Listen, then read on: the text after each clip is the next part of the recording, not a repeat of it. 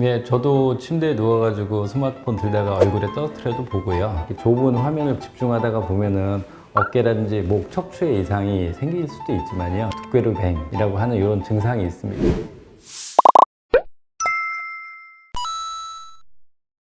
네, 안녕하세요, 원장님. 네, 안녕하세요. 예, 저도 침대에 누워가지고 스마트폰 들다가 얼굴에 떨어뜨려도 보고요. SNS 메일 확인하는 거 뿐만 아니라 장소를 찾을 때 이 스마트폰을 많이 이용하고 있습니다.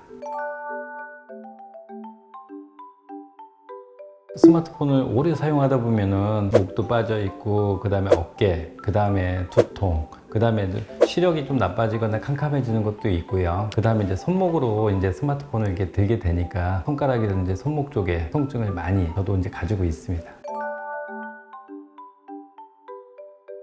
스마트폰을 이렇게 잡다 보면은 고개가 이렇게 빠지게 되고, 이렇게 좁은 화면을 집중하다가 보면은 어깨라든지 목, 척추에 이상이 생길 수도 있지만요. 이렇게 잡고 있는 이 동작에서 새끼손가락이나 엄지손가락의 통증도 있지만, 손목을 이렇게 오랫동안 잡고 있기 때문에 손목의 안쪽과 손목의 이제 바깥쪽에 이런 부분들이 장기간 이렇게 같은 자세로 오래 있기 때문에 이 무게에 의해 가지고 통증을 많이 유발하기도 합니다.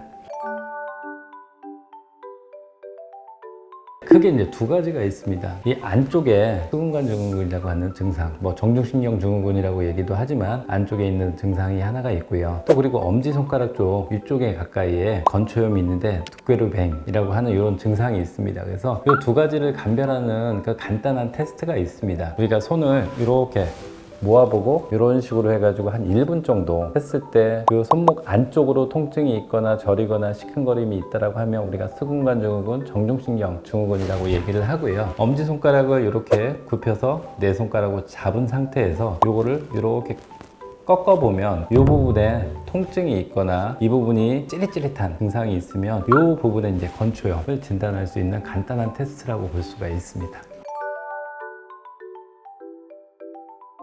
손목이라고 해서 손목만 보는 게 아니고요. 이 손목 통증을 유발하기 위해서 이 고정된 자세가 있기 때문에 고개가 앞으로 나오거나 등이 이렇게 굽어지는 이런 자세를 좀 펴는 추나요법이라고 하는 그 치료가 있습니다. 그래서 목, 그 다음에 등, 어깨 이런 구조적인 부분들을 먼저 이렇게 정상화 시키는 게 중요하고요. 그리고 이제 초기에는 우리가 어혈이라든지 그런 부분에 순환이 잘 안 돼서 생기는 염증 같은 거를 약침이라고 하는 한약을 주사에다가 집어 넣어 가지고 치료를 하거나, 또 이게 또 만성적으로 오래 가거나 자주자주 이제 반복되는 분들 같은 경우는 동침과 같은 치료를 같이 할 수 있고요. 또 양방에 이제 도수치료라든지 아니면은 혈충격파와 같은 치료와 동시에 같이 이루어지면서 좀 더 근육이나 인대 이런 건 쪽에 있는 통증을 조금 더 빨리 해소할 수 있는 방법으로 같이 활용하기도 합니다.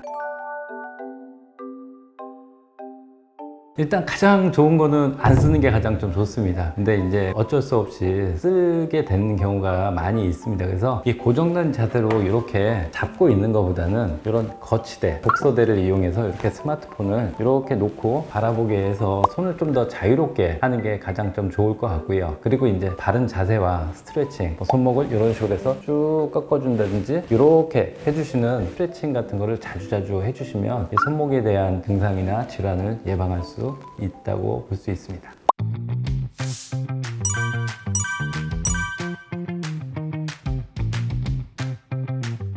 좋은 말씀 감사합니다, 원장님. 감사합니다. 네.